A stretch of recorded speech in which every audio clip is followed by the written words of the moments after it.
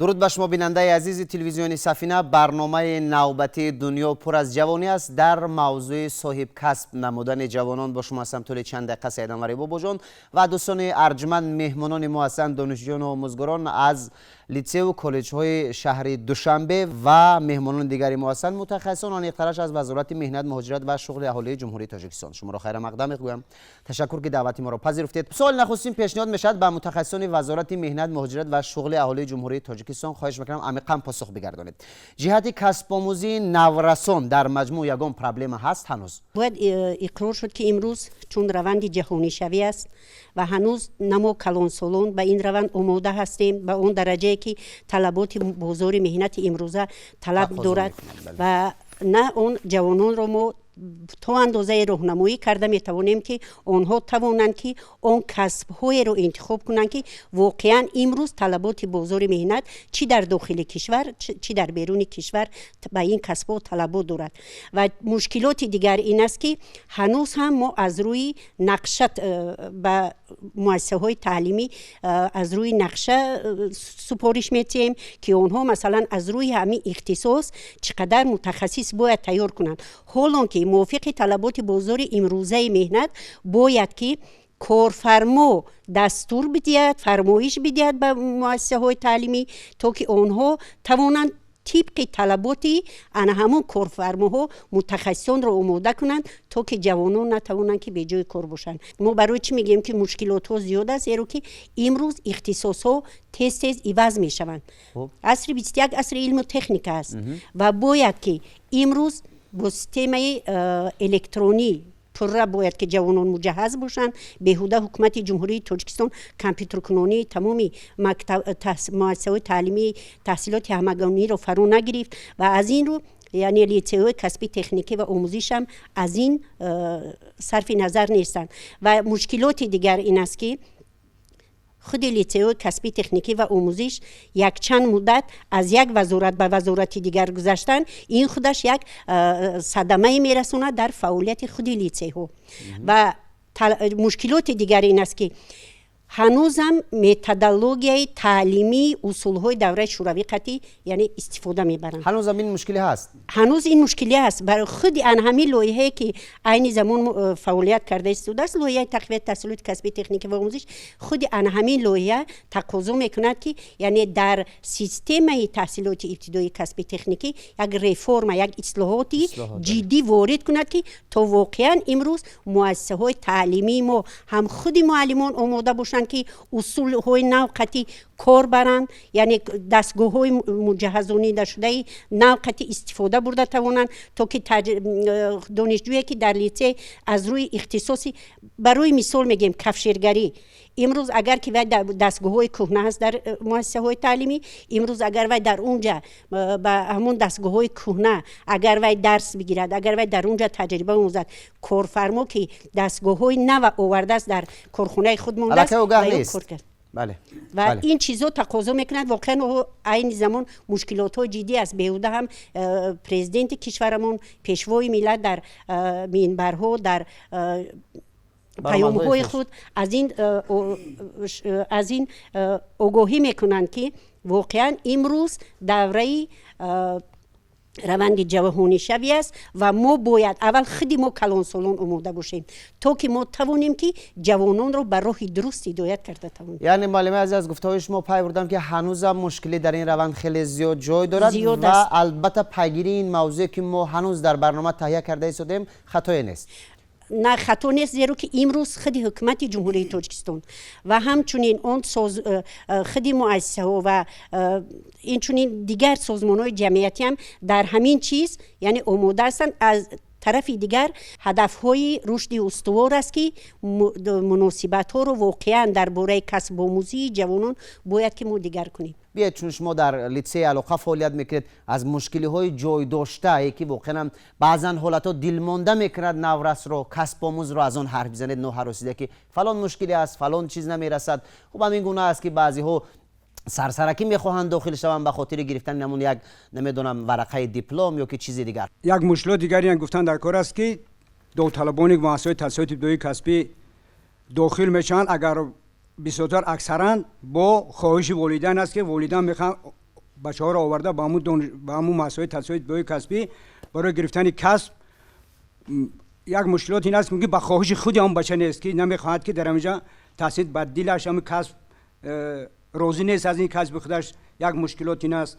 و دیگر اون که خواننده جوان حاضر نورسان باید که اون کسب که در دوره مکتب خونی در صنف 9 و 10 در مکتب‌های تحصیلات همگانی تحصیل اون وقت باید که ویا انتخاب کسب رو معین میکردن و میخواهم که در آینده کیشوان باید که این رو حل نمایند. در مؤسسه دولتی تعلیمی لیسته کسبی علاقه شهر دوشنبه از روی 6 اختصاص جوان پسران جوان دختران انتخاب کسب کردن، کسب میگیرن. در ما همه شرایط برای تحصیل، برای آموزشی درس‌های نظریه چه درس‌های عملی قریب همه شرایط پورا در ما مهیا است. خوانندگان میتونن از روی اختصاصی که انتخاب کرده خودشون هم تحصیل نظریه هم تحصیل عملی خودشون رو بس خود کنن. بعد گرفتن معلومات تحصیلات ابتدایی کسبی میتوانند در برابر اون که و در مؤسسه تحصیلات ابتدایی کسبی تحصیل می‌نمایند، صاحب دیپلم یک تخصص میشن برابر همصفان خودشون که در مکتب میانه، یعنی بعد گذشتن از تحصیلات 3 ساله به تحصیلات 2 ساله. این که خیلی کار جوانان را آسان کرد یا که بسیار خواهشمندان برای داخل مسائل تحصیلات ابتدایی کسبی خیلی زیاد گشته است. مشکلاتی که در اینجا همکاران ما درج کردند، من همین رو اضافه کردنی هستم که در بعضی مؤسسه‌های تحصیلات ابتدایی کسبی زمینه مدی تکنیکی مؤسسه ها فرسوده و کهنه بودند، ولی با مرور وقت با کمک شریکان رشد این تجهیزات ها دوره به دوره عوض کرده شده ایستادند. با کمک لایحه اتحادیه اروپا کمک تکنیکی به وزارت مهنت، مهاجرت و شغل اهالی جمهوری در سمت تکمیل اختصاصی آموزگاران و استادای تعلیم استحصالی در مؤسسه‌های تحصیلات ابتدایی کسبی از روی اختصاص‌های کفشگری برقی، منتیوری برقی، تراکتورچی ماشینیستی استحصالی کشاورزی، چلونگر تعمیر محرک اتومبیل از تکنیک‌هایی که وابسته به همین اختصاص‌ها آموزانده می‌شوند و اینچنین استادای تعلیم استحصالی که از روی این اختصاص‌ها درس می‌دهند تکمیل اختصاصات در داخل و در خارج کشور گذرانده شدند و توسط کمک این لایحه در دوامی که 3 سالی که فعالیت می‌کند قریب همه استادای تعلیم استحصالی و آموزگاران مؤسسه‌های تحصیلات ابتدایی کسبی از تکمیل اختصاص گذرانده می‌شوند. خب ببینید، شما گفتید که مثلا از مثلا نرسیدن بعضن تکنیک‌ها و تکنولوژی‌هایی که مطابق باید باشد به زمان معاصر، به زمان جهانی شوی. خب هنوز هم همین گونه تجهیزات ها در کالج و لیسه هایی که در وزارت مهنت، مهاجرت و شغل اهالی زیر این وزارت هستند البته که جایگزین است، جای دارد همین گونه تجهیزات ها. و البته وقتی که کسب آموزان میخوانند و اکنون با گذشت وقت این چیزها نو شدن میگیرن، ایشون البته که در همون پس منظری آموخته کهنه اشون میمانند از اینها بی‌درک میشن. همین گونه ما کوشش میکنیم که محصلین مؤسسه‌های تحصیلات ابتدایی کسبی توانند که از تجهیزات‌های معاصر استفاده برند و برای جلب کردن خوانندگان به مؤسسه‌های تحصیلات ابتدایی کسبی از طرف کارمندان لیسه کسبی تکنیکی در مکتب‌های تحصیلات میانه عمومی کارهای تشویقی تطبیقاتی برده میشد برای جلب کردن خوانندگان به لیسه کسبی تکنیکی و اینچنین در خود مؤسسه‌های تحصیلات ابتدایی کسبی روز درهای گشاد گذرانده می شود با جلب خوانندگان مؤسسه‌های تحصیلات میانه عمومی. خیلی که معلومه در بالای راه نمود درباره مشکلات‌های که به واسطه درس‌های تحصیلات ابتدایی کسبی که امروز در ساختار وزارت مهنت، مهاجرت و شغل اهالی جمهوری تاجیکستان هستند، یعنی پیش از همه وارد شدن به تکنولوژی نو، همکاری کارفرمایان با مؤسسات دولتی تعلیمی ساحه تحصیلات ابتدایی کسبی جهتی به جای کار تامین نمودن ختم کنندگان لیسه کسبی تکنیکی و من فکر میکنم که هیچ وقت همین معیار یک دگمه نیست، همه وقت با وجود آمدن مناسبت های نو ان همون معیارها تغییرات وارد کرده می شود و امروز که ما در بالا معلومه راه نمودن که مؤسسات دولتی تعلیمی ساحه تحصیلات ابتدایی کسبی که بعضی مدی تکنیکی آنها فرسودن از سالهای قبلی باقی ماندن تاثیر میرساند به جلب خوانندگان به مؤسسات دولتی تعلیمی ساحه تحصیلات ابتدایی کسبی و متاسفانه پیش از ما با جلب حکومت جمهوری تاجیکستان، وزارت مهنت، مهاجرت و شغل اهالی جمهوری تاجیکستان توسط شریکان رشد زینه به زینه بعضی مدی تکنیکی مؤسسات دولتی تعلیمی ساحه تحصیلات ابتدایی کسبی مستحکم شده ایستادند و این هم یک شرایط فراهم می‌آورد برای جوانانی که برای گرفتن کسب ба ихтисос ва рӯ биёрад ба ҳамон литсеҳои касбии техникӣ. Ин якум масъала. Масъалаи дуюм, мушкиле ки мо дар барномаи дигарам гуфта будем, ин пеш аз ҳама ҷалби хонандагони литсеҳои касбии техникӣ барои гузарондани таҷрибаомӯзии истеҳсолӣ. Вақте ки мо дар сохтори вазорати меҳнат, муҳоҷират ва шуғли аҳолии ҷумҳурии Тоҷикистон маълума ироа намуданд ки 62 та муассисаи давлатии таълимии соҳаи таҳсилоти ибтидоии касбӣ аст ки аз рӯи 14 самт 97 ихтисос мутахассисони ҷавобгӯи талаботи бозори дохил ва хориҷи кишвар омода мекунанд.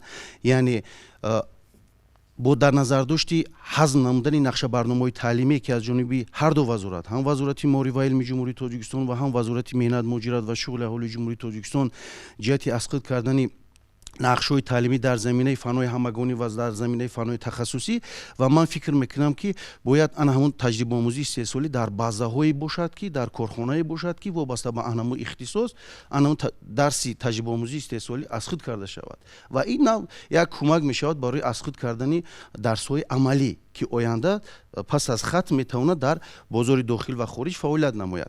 Ва ман фикр мекунам ки масъалаи сеюм ки маълимам ироа намуданд, яъне ҷалби корфармоёни соҳавӣ ҷиҳати гирифтани мутахассис, инам яке аз мушкилоти дигар аст. Ман фикр мекунам ки корфармоён пеш аз оне ки як корхонаи истеҳсолӣ ташкил мекунанд, бояд ҳамкории зичо бо литсеҳои касбии техникӣ ки литсеҳои касбии техникӣ яъне база ё ки манбаи асосии омода кардани касбҳои коргарӣ аст. воқеан масъалае ки имрӯз мо матраҳ намудаем воқеан масъалаи доғи рӯз аст ва ҳамарӯза ки мо бо ҳаёти ҳамарӯзаи хонандагон ва донишҷӯён сару кор дорем ва мебинем ва як чизе дар ин ҷо мутахассисон бисёр дуруст қайд карданд ки оғоз намуда масалан барои рӯзи дарҳои кушод воқеан ҳам рӯзи дарҳои кушод омода карда мешавад ба то ҷое ки мо медонем, яъне дарҳои кушод дар лисеҳои масалан яке дар коллеҷҳо баргузор мегардад ва ҳамаи он шароитҳое ки он муассисаҳои таълимӣ доранд дар ҳамон рӯз ба намоиш мегузоранд. Ба намоиш мегузоранд ки дар ин хеле ҳолатҳо ҳам мешавад ки ҳатто аз дигар ҷойҳо оварда ба намоиш мегузоранд ва вақте ки масалан хонандагон ё ки донишҷӯён ба ҳамон муассиса дохил мешаванд, баъдан вақте ки мо дар рӯзи дарҳои кушод мерафтем ҳамчизро ба намоиш мегузоштанд ва баъдон вақте ки мо мисол ҳамон шахсоне ки мо барои таҳсил бурда будем, баъде ки аз онҳо пурсониш дидем, гуфтанд ки мо ӯро то ин вақт ҳамон дастгоҳҳоро дидем ки он дастгоҳҳо кор намекарданд. мушкилоти асосиро дар он мебинам ки ҳоло дар муассисаҳои миёнаи таҳсилоти умумӣ корҳои фаҳмондадиҳӣ ба ҷавонон ба дохилшавандагон кам ба назар мерасанд. Онҳо маълумот надоранд ки масалан дар шаҳри Душанбе ё дар ин ҷо чунин муассисаҳои касбӣ, ибтидоии касбӣ фаъолият мекунанд. яъне таблиғ нест дар ин соҳа. кам ба назар мерасад, яъне ҳамон корҳои фаҳмондадиҳӣ ба ҷавонон, яъне роҳнамоӣ кардани онҳо барои интихоби дурусти касб. мушкилоти асосии ин кӯшиш намудани худи ҳамон ҷавон мебошад дар интихоби касби интихоб кардаи худ. ва баъд аз баъзан ҷавонон мебиёянд дар дарҳои кушода ва ё қабул мекунӣ, баъд аз он ки таҳсил шурӯъ мерасад ва он кас норозигӣ баён мекунанд ки мо бояд дар ин муассисаҳо таҳсил намекардем. ин интихоби ки суол сари чӣ меравад, ба кадом хотир? бале мо пурсон шудем, мегӯянд ки мо мехостем ба консерватория дохил шавем, вале падару модаримон мехост ки ман ба системаи компютер ё ба муосибит дохил шавам, аммо ӯ дар бораи муосиб ё системаи компютер умуман маълумоте надорад. аз ҳамин сабаб ҳамон ҷавонам ҳамон хонандаам шавқу рағбате ки бояд дар ҳамон литсей таҳсил кунад кам аст, пешбинӣ дида намешавад. пеш аз ҳама як тафаккуре ки мисол муассисаҳои таҳсилоти ибтидоии касбӣ ба қавли ҷавонои имрӯза ПТУ мегӯянд, мо бояд аз тафаккури ҷавонои имрӯза амин суханро дур кунем, чунки вақте ки онҳо меоянд ба ин ҷо таҳсили худро фаро мегиранд, мегӯем ки чаро мақсад рафиқои шумо ба ин муассиса ҳуҷҷат наспоридан дар ин ҷо таҳсил намекунанд, мегӯянд ки барое ки инҷора онҳо намедонанд ки ҳоло дар ин ҷо мо соҳиби касб мешавем ва дар баробари онҳо метавонем ба маркази миллии тестӣ ҳуҷҷат спорем. онҳо фақат муассисаҳои таҳсилоти ибтидоиро як ПТУ медонанд, на ин ки дар ин ҷо онҳо як касби хуб аз худ мекунанд ва سبب من فکر میکنم که سبب اساسی پرابلم اساسی در بین جوانان امروز این اوگاهی است. نداشتن از روند بله. تعلیمی لیسه و کالج، اوگاهی البته. نداشتن از کسب‌هایی که در این درگاه‌های هنر آموزانده میشد، همین گونه. البته امروز صاحب کسب شدن جوانان یا اینکه خواهشمندی جوانان نسبت به کسب‌های گوناگون در شهر نورک چگونه است؟ در حقیقت درست قید کردید. در زمینه تطبیق دستور و سپارش‌های رهبری دولت محترم امام علی رحمان، امروز جهت بلند برداشتن سطح زندگی مردم و صاحب کسب گشتن جوانان و بانوان ما بخصوص در مؤسسه‌های تعلیمی شهر نورک اجراهای علیحده گشاده شده خوانندگان به کسب‌های دلخواه خود بخصوص کسب‌های دوزنده، قرق دوز، گل دوز، چکن دوز و حتی با نصب دستگاه‌های خردی دستی یعنی دستگاه‌های قالین بافی و ادرس بافی دستی به این کسب‌ها از نزدیک شناس می‌شوند. در برابر این در نزد شعبه معارف شهر نورک مؤسسه تحصیلات علاوگی فعالیت کرده ایستاده است که با خوانندگان فارغ از درس یعنی که بعد ختم همروزه درس‌های تعلیمی آنها می‌توانند که شامل شوند به این مرکز، یعنی که با کسب‌های ذکر گردیده از نزدیک شناس شوند، آموزند تا که در آینده صاحب کسب شوند و بهر بلند برداشتن سطح زندگی خود فعالیت نمایند. کسب‌های را مثلا نامبر کردید که بیشتر این طلبات جوان دختران در این کسب زیاد است. خب چرا یک جمله هم نگفتید حتی در مورد من یگان کسب‌هایی که برای جوان پسرها باشد و اینکه این چیز برای مانده نشده است؟ در حقیقت برای مانده شده است. در شهر نورک مرکز تعلیمی کسب آموزی دانشگاه دولتی آموزگاری به نام صدرالدین عینی فعالیت میکند که و نگفته نماند که از سال 2016 فعالیت میکند. در اینجا بغیر از آن کسبایی که بانوانمان زنان بانوان به آن شغل میورزند، اینچنین جوان پسران مثلا منتیاری برقی، کفشیرگر، راننده، خب نقاش، این کسب‌های هستند که میتوانند جوان پسران با آن شغل ورزند. خب طلبات چگونه است؟ خواهشمندا هستند و یا نه؟ البته خواهشمندان هستند. از سال تحصیلی 2018 تا این جانب اگر خطا نکنم 710 نفر جوانان و دختران ما مؤسسه و مرکزی مذکور را ختم نمودند که از این 501 نفرشون جوان دختران بودند. و چون در شهر نورک نیروگاه‌های عظیم فعالیت دارند، جوان پسران ما میتوانند که دوام فعالیت کاری خود را چون از خود کردن کسب‌های مهم رو میتوانند که در نیروگاه‌های عظیم و فعالیت کاری شروع کنند. مثلا ببینید که امروز شمار جوانان خیلی زیاد گردیده است در مورد آنه که هنگامی که به دانشگاه و دانشکده‌های کشور داخل میشن طریق مرکزی تستی و البته وقتی که نمیگذارن دلمانده میشوند. خب دلماندگی از چی؟ یعنی ایشون نمیخوان که حتی در لیسه و کالج‌هایی که برای کسب آموزی ایشون یک مرکز بسیار هم مهم است، مرکز علم آموزی است، داخل شوند. شما عامل همین رو در چی میبینید؟ نگذاشتن از مرکز ملی تحصیل این سبب ندارد که ما باید دل شکسته شویم و از خواندن دست بکشیم. این باید برای ما یک درس عبرت شود که ما با یک سال خود را بیهوده صرف نکرده رفته با لیسه های تکنیکی، کالج های تکنیکی رفته تحصیل کنیم. عامل اساسی که داوطلبان ما دل شکسته میشوند این سراول از انتخاب نادرست کسب است. برای چی؟ برای اون که ما در عائله سرجم نشده با فرزند خود راهنمایی نمیکنیم. ما مثلا فرزند ما کجا خواندن میخواهد و در بعضی موردها میشود که والدین سر راه میشوند.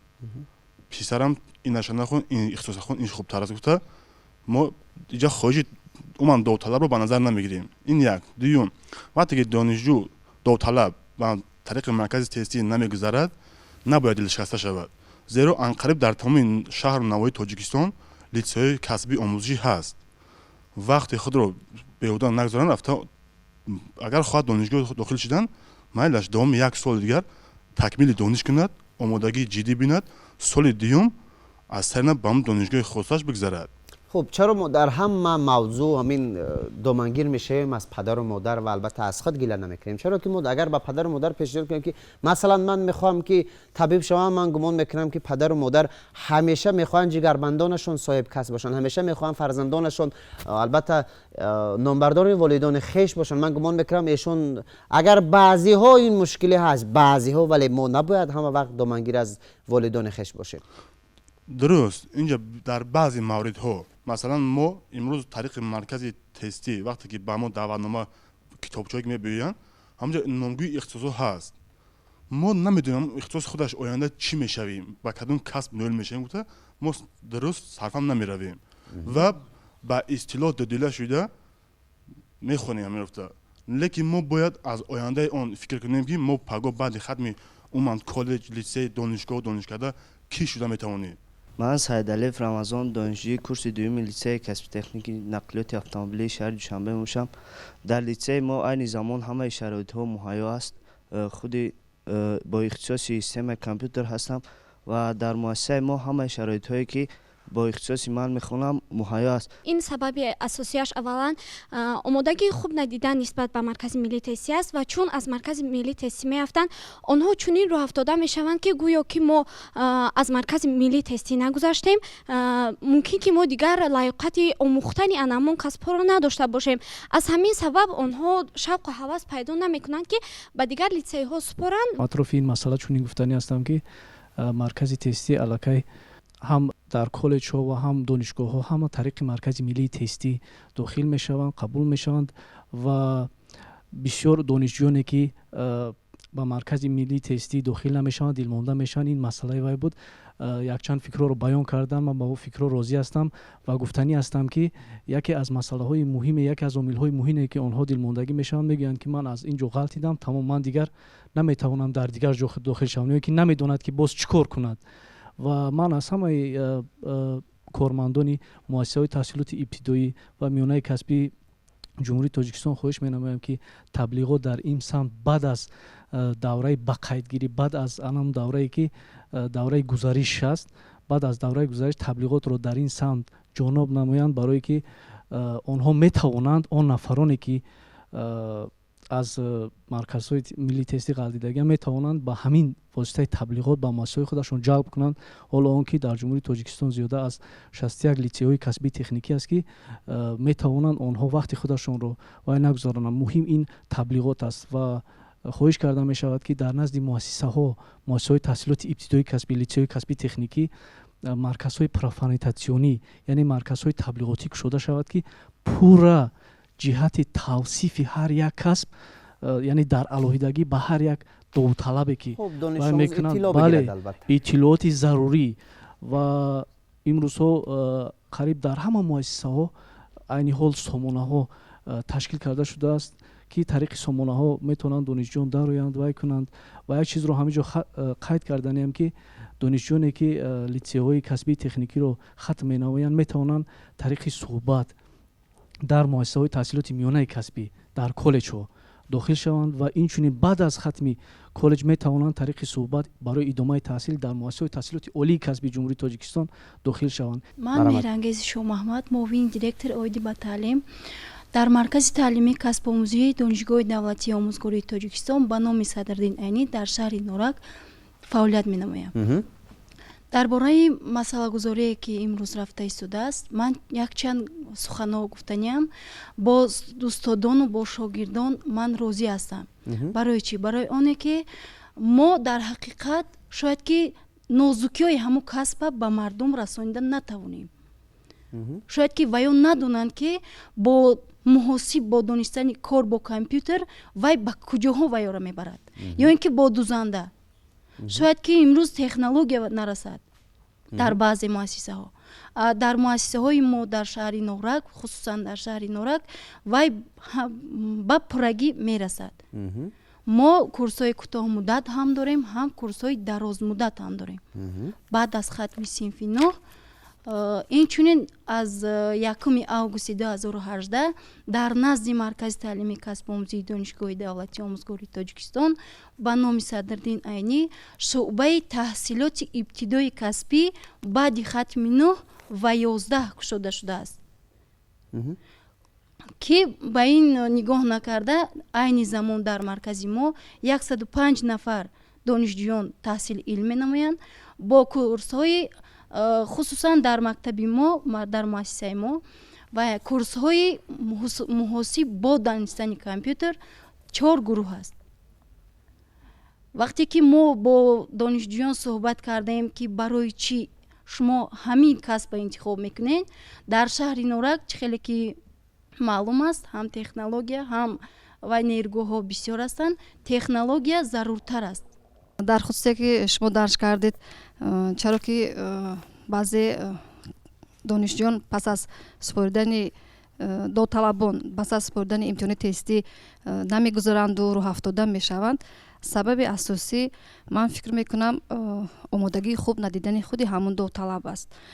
дуюми ин бояд ки роҳафтода нашавад, кӯшиш кард, талош кард, омӯхт ва мегӯянд ки ҳар шом ки ояд зепаси ӯ саҳаре ҳаст ва бояд ки додталаб низ кӯшиш кунад. Дастгирӣ дар ин ҷо бояд аз тарафи волидайн шуданаш дар кор ки додталаб бояд писар ё духтар кӯшиш кунад дониши худро такмил диҳад ва метавонад дар литсеҳои касби техникӣ давоми 1 сол таҳсил намояд, дониши худро сайқал диҳад ва метавонад дуюм маротиба тавассути маркази миллии тестӣ имтиҳон супораду сазовори номи донишҷӯ гардад. дар самти яъне роҳафтода шудану маркази тестӣ, яъне ман чӣ гуфтанӣ ҳастам, яъне чиқадр устод гапи дуруст гуфтанд ки яъне як мушкилии асосиё ки яке аз сабабҳои ҷалби хонандагонро дар литсеҳои касбии техникӣ мо таҳлилҳо нишон дод ки бештари хонандагон таваҷҷӯҳ зоҳир мекунанд дар литсеҳои касбии техникӣ дар заминаи синфи 9, яъне дар 2 сол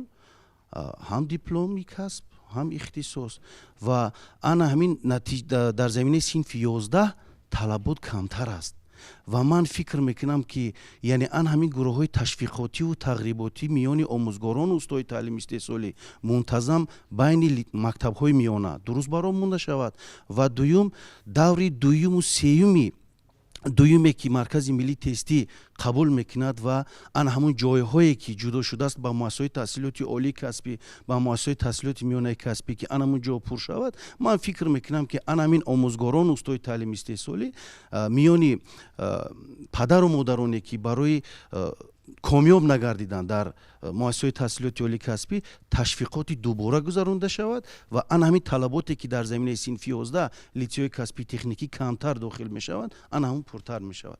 таҳлил дар соли 2019 нишон дод ки 94.5% нақшаи қабул ба муассисаҳои таҳсилоти ибтидоии касбӣ аллакас иҷро шудааст. ан ҳамин 5% ман фикр мекунам ки боқӣ мондааст миёни байни омӯзгорону устои таълими истеҳсолӣ дар раванди гузарондани даври дуюми маркази миллии тестӣ хуб мешавад, нақша пур мешавад. нодуруст интихоб кардани касб бурда мерасонад ба бекорӣ, бекорӣ бурда мерасонад ба ҷиноят. ки вақте ки мо имрӯз дар ҷомеаи мо бисёр амалҳое ҳастанд ки мо онҳоро нодида мегирем, лекин бисёр оқибати хавфнок доранд. вақте ки мо як ҷавонро нодуруст тарбият мекунем, интихоби нодурусте касб мекунад ва ё ин ки ва дар оянда бекор мемонад. агар чанде ки бинед як ҷаз як ҷаз шахс дар ҳаёти имрӯзаи мо узви ҷомеа аст. вақте ки як шахс дар ҳаёт бекор мемонад, на ин ки ӯ ба худаш зарар мерасонад ё ки ба оилааш зарар мерасонад, балки бо ҷомеа, бо давлат мумкин ӯ оянда ҷинояте содир мекунад ки тоҷикистони моро дар дохил ё ки дар хориҷ метавонад ки масалан барои обрӯ пас кардани обрӯи ӯ шавад. ана барои ҳамин мо бояд имрӯз бинед вақте ки мо соли 2011 бевосита бо дастгириҳои пешвои миллат мо вақте қонун дар бораи масъулияти падару модар дар таълиму тарбияи фарзандро қабул кардем ва дар қонун қайд карда мешавад ки тарбияи фарзанд вазифаи падару модар, омӯзгор, ҷомеа, давлат, яъне ҳамаро вобаста мекунад ки мо бояд дар таълиму тарбияи фарзанд бояд ҳамаи мо кор дошта бошем. ба як падару модар намешавад, ба як фарзанд намешавад, ҳамаи мақомотҳои давлатӣ мо бояд шароитҳоро бинед. имрӯз дар коллеҷҳо, дар литсеҳои масалан техникӣ бояд мо шароитҳоеро фароҳам биёрем ки вақте ки вай донишҷӯ вақте ки вай хонанда ба ин муассиса дохил мешавад, вай бояд он шароитҳоро дида баъд ӯ нисбати он касб, нисбати он ихтисос вай майлу шавқат пайдо мекунад. вақте меояд мебинад ки ягон шароит нест, вақте мебинад ки он чизе ки ӯ мехоҳад барои ӯ чиз муҳайё кардаги нест, ӯ аллакай дилмонда мешавад, баъд фақат меояд меравад. мо ҷавонҳоро гунаҳгор мекунем, тасаввур мекунем ки як ниҳолеро мешнунем, ӯро нигоҳ намекунем, на обуш метем, на ҳамун хокша мулоӣ мекунем ки вай ниҳол нашу намо ёбад. ин нашу намои ҳамун ҷавонои мо ана ҳамун ниҳола мемонанд. агар механизми ҳамкории байни падару модар, байни мактаб, байни коллеҷҳо ва байни ҷомеа агар набошад, мо ҳазорҳо коллеҷ агар яктарафа кор кунад, падару модар як тараф кор кунад, ҷомеа як тараф кор кунад, агар мо ба нашу намои ҷавонҳо ба он дараҷае ки мувофиқи талаботи падару модар ё ҷомеа ҳаст, мо расида наметавонем. ва бинобар ҳаминам имрӯз ана ҳамин чиза бояд ки мо рӯи кор баандозем که کالج ها از یک ساعت نیم ساعت هیچی جای وقت نمیگیرد.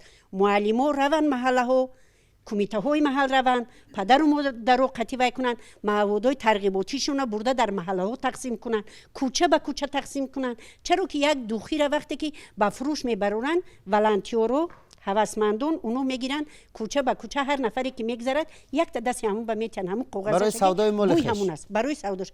برای چی امروز ما انا همین مارکتینگ در کالج استفاده نبریم، برای یعنی جلب خواهشمندان متخصصی خوب کردن جوانو. اگر دل ما برای پیشرفتی تاجیکستان میسوزد، اگر ما واقعا میخواهیم که در سیمای هر یک جوان فرزند خودمون بینیم، باید که بی‌تفاوت نباشیم.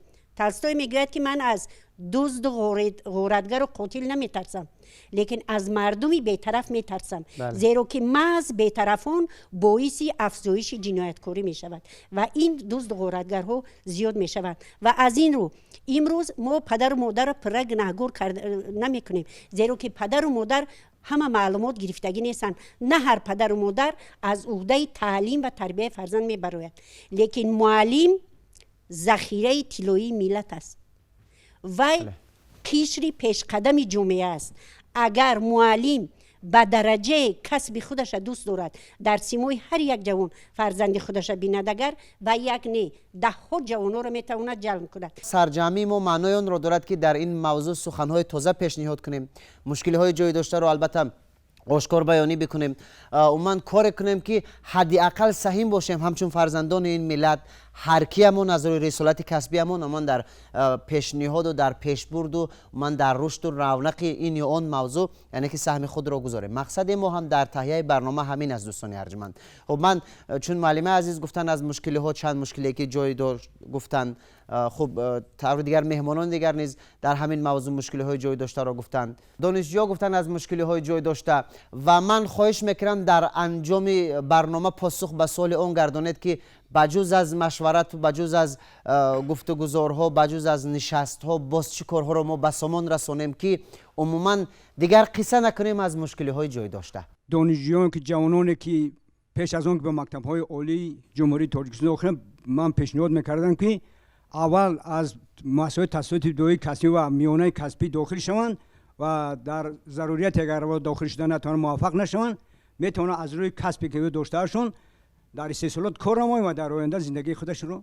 پیش برن. چون گپ سری ترغیب و تشویق هنرهای مردمی را از جمله کسب انتخاب کنی، من گفتم میتوانم که خب ما در مؤسسات تعلیمی و در مرکزهای کسبی تکنیکی کسب‌های گوناگون و خوانندگان می آموزانیم. پس از ختم مرکزهای مرصود در کجا فعالیت میکنن؟ ما داریم دخترکانی که بنابر دسترس نبودن همون دستگاه‌های خرد قالین بافی، ادرس بافی، هنر خاص را در خانواده یعنی ادامه داده نمیتوانند و داریم دختران دوزنده که با نداشتن ماشین‌ها و جایهای علاهیده کاری هنر خاص را ادامه داده نمیتوانند. از این خاطر با دستگیری حکومت جمهوری تاجیکستان به خصوص کمیته کار با زنان و عائله نزد حکومت جمهوری تاجیکستان پیشنهاد گرانت های پرزیدنتی و رئیسان شهر و ولایت ها پیشنهاد شده است. از جمله در شهر ما تا امروز 6 نفر گیرندگان همین گرانت های پرزیدنتی و رئیس ولایت گشتند و با باوری گفته میتوانند که آنها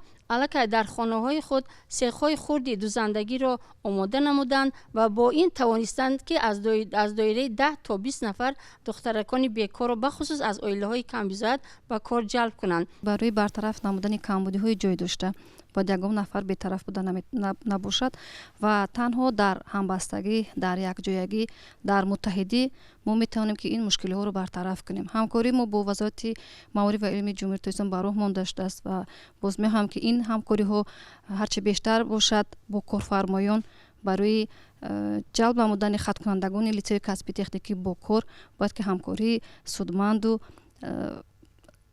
یک جایگی باشد. بله. انسانیت برای قانع کردن طلبات شخصی خیش نباید که یک کسب و اختصاص داشته باشد و در ساختار وزارت مهنت مهاجرت و شغل اهالی جمهوری تاجیکستان نیز مرکزهای تعلیمی کلانسالان است و در زمینه لیسه‌های کسبی تکنیکی نیز کورس‌های کوتاه مدتی کسب آموزی راه اندازی گردیده است و می‌توانند که ҳатто муҳоҷирони ба ватан баргашта низ метавонанд ки барои гирифтани ин ё он касб муроҷиат кунанд ба вазорати меҳнат ва сохторҳои вазорати меҳнат дар шаҳру вилоятҳо. Ва ман фикр мекунам ки миёни вазорати идораҳо, кумитаҳои давлатӣ, ҷомеаи шаҳрвандӣ, падару модарон як занҷирае бошад ки анамон хонанда ё ки довталаб ё ки шахсе ки барои хонӣ кардани зиндагии хеш, барои хонӣ кардани талаботҳои шахсии хеш кӯшиш мекунад, анами занҷира аз поён то ба боло яъне ҷойгир бошад ки оянда роҳи зиндагии хешро тавассути касб интихоб карда дарёфт кунад. соҳиб касб шудан ва соҳиби ҳунар шудан аз худи инсон вобаста аст, зеро инсоният ба ҳамаи кор қудрат дорад агар аз рӯи сидқ, аз рӯи воқеан ҳам самимият ҳаракат кунад ба пеш. Ва дӯстони арҷуманд, гумон мекунам ки пешниҳоди андешаҳое ки аз ҷониби мутахассисон, аз ҷониби омӯзгорону донишҷӯёне ки дар барномаи мо иштирок карданд атрофи ин мавзӯъ шунидед. Ва агар бардоште карда бошед аз таҳияи барнома, мо аҳли эҷоди худро муваффақ мешуморем, зеро мақсади ягонаи мо аз таҳия ва пешниҳоди барнома дар мавзӯъҳои гуногун ҳамин аст ки мушкилиҳои ҷой дошта бартараф шавад. Ва бояд гуфт ки ҳамоно мушкилӣ ҷой дорад ва бозам сари ин мавзӯъ бармегардем дӯстони арҷуманд ва дар анҷоми барнома фақат барои шумо хонаи обод, зиндагии хуб, тансиҳатӣ, саодатмандӣ, пирӯзӣ, муваффақият ва ба қулаҳои баланд расиданро орзу мекунем ва мегӯем ки хонаатон пур аз гандум бошад. хайр азизон.